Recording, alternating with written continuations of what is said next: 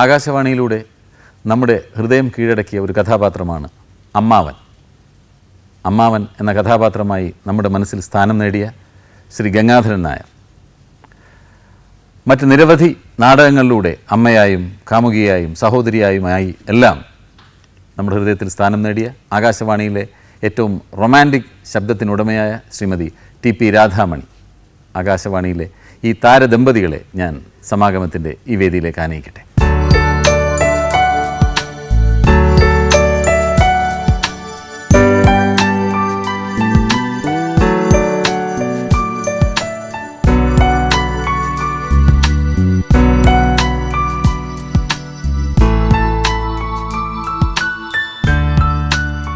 എങ്ങനെയായിരുന്നു ഈ ആകാശവാണിയിലെ ഒരു തുടക്കം?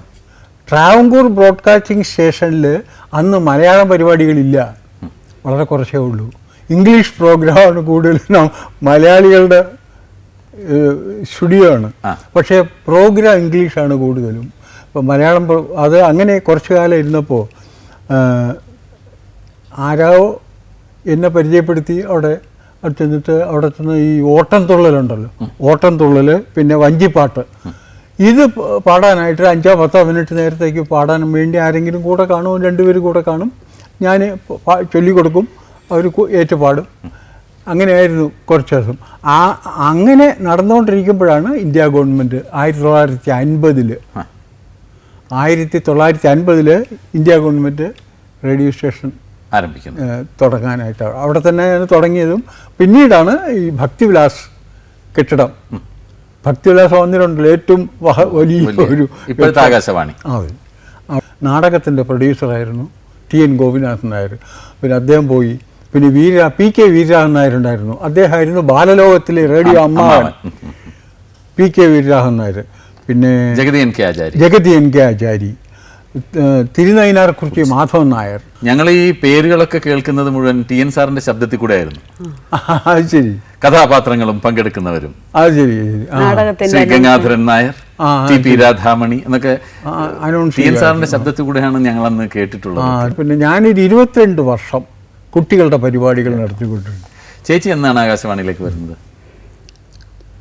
ഞാൻ മ്യൂസിക് അക്കാഡമി പഠിച്ചുകൊണ്ടിരിക്കുകയായിരുന്നു. അപ്പോൾ എൻ്റെ 2 കൂട്ടുകാർ കഥകളി പദം, തിരുവാതിരപ്പാട്ട് ഒക്കെ പാടാൻ വരും. എനിക്കും വലിയ ആഗ്രഹം, അവരുടെ ഒപ്പം ഞാനും വരുമായിരുന്നു പാടാനായിട്ട്. ഈ TV-ക്കകത്ത് റേഡിയോയ്ക്കകത്ത് ഇങ്ങനെ നാടകങ്ങളുടെയൊക്കെ ശബ്ദം, കൊലയും വിളിയും അട്ടഹാസവും ഒക്കെ കേൾക്കുമ്പോൾ എനിക്ക് ഭയങ്കര താല്പര്യം. ഒന്ന് അഭിനയിക്കുക, ഇതെങ്ങനെ ഒക്കുന്നു എന്നൊക്കെ ഉള്ളൊരു ആഗ്രഹമുണ്ട്. വീട്ടിലാണെങ്കിൽ റേഡിയോയും ഇല്ല, അടുത്ത വീട്ടിൽ പോയിരുന്നാ കേൾക്കുന്നത്. അങ്ങനെ ഇരുന്ന് പാടിക്കൊണ്ട് ഇങ്ങനെ പാടാൻ വന്നുകൊണ്ടിരുന്നപ്പോഴത്തേക്ക് തിരുനയിനാർക്കുറിച്ചി മാധവൻ നായർ ചോദിച്ചു, ഒരു സംഭാഷണത്തിൽ പങ്കെടുക്കാമോ എന്ന് ചോദിച്ചു. അപ്പം ഞാനും ദേവകി അമ്മയും കൂടെ ചേർന്നായിരുന്നു ഒരു സംഭാഷണം അവതരിപ്പിച്ചത്. അത് തിരുനയിനാർക്കുറിച്ചി എഴുതിക്കൊണ്ടുവന്ന് ഞങ്ങൾ റിഹേഴ്സലൊക്കെ നടത്തി അവതരിപ്പിച്ചു. അത് ലൈവാണ്, റെക്കോർഡിംഗ് ഒന്നും ഇല്ലല്ലോ. അങ്ങനെ ഇത് അവതരിപ്പിച്ചുകൊണ്ടിരിക്കുമ്പോഴത്തേക്ക് ചെറിയ ചെറിയ സ്കെച്ച് വരും. 10 മിനിറ്റ് നാടകം, ഏതെങ്കിലും ഒരു നാടകത്തിൻ്റെ ഒരു സീന് അങ്ങനെ വരും. അങ്ങനെ വരുമ്പോഴത്തേക്ക് ഒരാളിനെ പെട്ടെന്ന് ബുക്ക് ചെയ്യാനല്ലാതെ അതിൻ്റെ വോയിസ് കൊടുക്കാനായിട്ട് എന്നെ വിളിച്ച് വായിപ്പിക്കുമായിരുന്നു. അങ്ങനെ കുറച്ച് വായിച്ച് വന്നപ്പോൾ നാടകവാരം തുടങ്ങി. ആദ്യമായിട്ട് നാടകവാരം തുടങ്ങുകയാണ്. 10 നാടകം. അതിലൊരു നാടകം അവിടെയുള്ള ഒരു പ്രോഗ്രാം എക്സിക്യൂട്ടീവ് ഏറ്റെടുത്ത് നടത്തുകയാണ്. അപ്പോൾ പറഞ്ഞു, ഇതിലെ ഹീറോയിൻ രാധാമണി ആവട്ടെ, നമുക്കൊന്ന് നോക്കാം. അങ്ങനെ എന്നെ വിളിച്ച്, അത് തമിഴ് നാടകം മലയാളത്തിലോട്ട് ട്രാൻസ്ലേറ്റ് ചെയ്തതായിരുന്നു. തിരുനയിനാർക്കുറിച്ചിയാണ് ട്രാൻസ്ലേറ്റ് ചെയ്തത്. അങ്ങനെ എന്നെ അതിൽ ഹീറോയിനാക്കി. കൊള്ളാമല്ലോ, രാധാമണിയെ അഭിനയിപ്പിക്കാൻ കൊള്ളാമല്ലോ എന്ന് കരുതി എന്നെ പിന്നെ ഇത്തിരി നാടകത്തിലോട്ട് വിളിച്ച് പാട്ട് ക്രമേണ അങ്ങ് നിന്നു. എന്നായിരുന്നു കല്യാണം? 50-ന് ശേഷമാണ്. അന്നൊക്കെ ഒരു നാടകം എങ്ങനെയാണ് ഉണ്ടായി വരുന്നത്? ഇപ്പൊ തിരുനയിനാർക്കുറിച്ചിയോ അതല്ലെങ്കിൽ TN സാറൊക്കെ ഒരു നാടകം എഴുതി കൊണ്ടുവരികയാണോ, അതോ അവിടെ ഇരുന്ന് തന്നെ? ഇല്ല, എഴുതി കൊണ്ടുവരിക. സ്ക്രിപ്റ്റ് ഫുൾ സ്ക്രിപ്റ്റ് ആയിരിക്കും. റെക്കോർഡിംഗ് ഇല്ലാത്ത ഒരു കാലഘട്ടം ഉണ്ടായിരുന്നു, 2-3-4 വർഷം. ലൈവാണ്.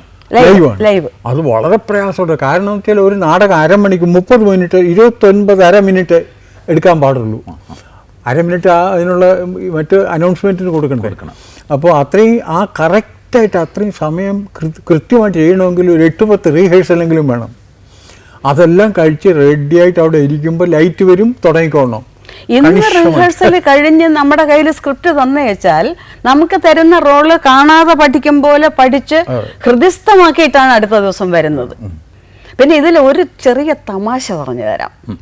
ഞാൻ ആദ്യമായിട്ട് എനിക്ക് നാടകത്തിൽ അഭിനയിക്കാനൊക്കെ ഇങ്ങനെ ആഗ്രഹമുണ്ടെന്നൊക്കെ അറിഞ്ഞിട്ട് തിരുനേനാർ കുറിച്ചി പിന്നെ എൻ കൃഷ്ണപിള്ള സാറിൻ്റെ കറവറ്റ പശു എന്നൊരു ബുക്കുണ്ട്. അതിലുള്ള ഒരു രംഗം എടുത്താണ് അവതരിപ്പിച്ചത്. അതിൽ ഞാൻ അമ്മായിയമ്മയും ഇതെൻ്റെ മരുമകളും ഇദ്ദേഹം എൻ്റെ ഇളയ മകനുമായിരുന്നു. എനിക്കന്ന് കഷ്ടിച്ച് 18 വയസ്സ് ഉള്ളൂ. ജെമിനി ഗണേശൻ അഭിനയിച്ചിട്ടുള്ള മലയാള പടങ്ങളിലെല്ലാം അദ്ദേഹത്തിൻ്റെ ശബ്ദം കൊടുത്ത് ഞാൻ അന്ന് നിർബന്ധമാണ് പുള്ളിക്ക് ഞാൻ തന്നെ വേണം, ഞാൻ തന്നെ ശബ്ദം കൊടുക്കണം. അങ്ങനെ കുറേ പടത്തിന് ഞാൻ ശബ്ദം കൊടുത്തിട്ടുണ്ട്. ശബ്ദത്തിന് തന്നെയാണ് എന്നും പ്രാധാന്യം. തീർച്ചയായിട്ടും. ആ പ്രാധാന്യം ശരിക്കും മനസ്സിലാക്കി ഒരുപാട് ശ്രോതാക്കളുടെ ഹൃദയത്തിൽ സ്ഥാനം പിടിച്ച നിങ്ങളെ ഞാൻ അഭിനന്ദിക്കുന്നു. ഏതായാലും നമ്മുടെ പരിപാടിയിൽ വന്ന് പങ്കെടുത്തതിന് ഒരുപാട് നന്ദി.